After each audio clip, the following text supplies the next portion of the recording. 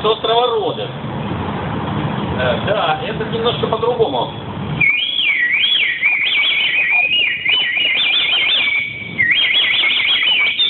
Но это, конечно, простая штука, хотя и греческая, но вы уже такую не видели, конечно.